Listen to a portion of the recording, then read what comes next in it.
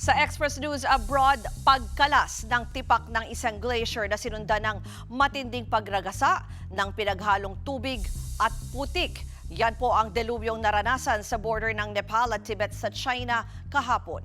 Higit 100 at 6 na po na ang kumpirmadong patay.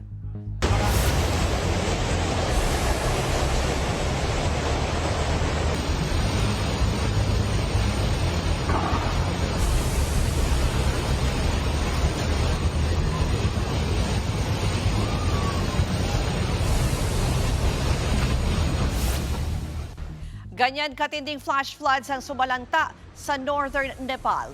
Ayon sa investigasyon, una munang nabasag at kumalas ang malaking tipak ng yelo o glacier sa kabundukan. Sa lakas ng pagyanig, unang inakalang lindol ang tumama sa lugar. Ang nag-collapse na glacier ang nagdulot po ng ice rock avalanche o pagguho ng mga yelo at bato.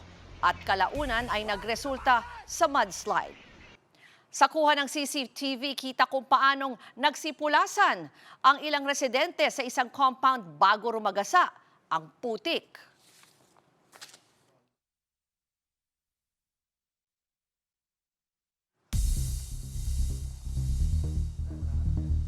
Sa isa pang kuha, kita rin kung paano nagtakbuhan ng mga tao bago pa lamunin ng mudslide ang lugar.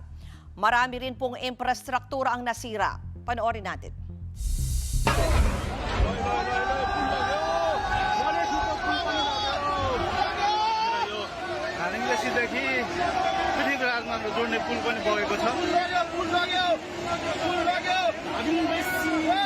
Ganyan kalakas ang ragasa na puminsala sa ilang tulay sa Nepal. Maging sa kuhang ito, hindi po nakalampas ang bakal na tulay sa tindi ng flash floods.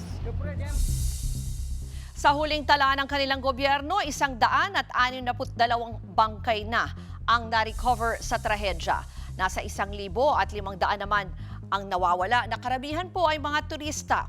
Pero pwede pa yang tumaas. Ayon sa Malacanang, wala namang napaulat na Pilipinong nasaktan sa insidente. Mga kapatid, Ruth Cabal po para sa mabilis na pasada ng mga balitang dapat niyong malaman, mag-follow at mag-subscribe sa social media pages ng News 5.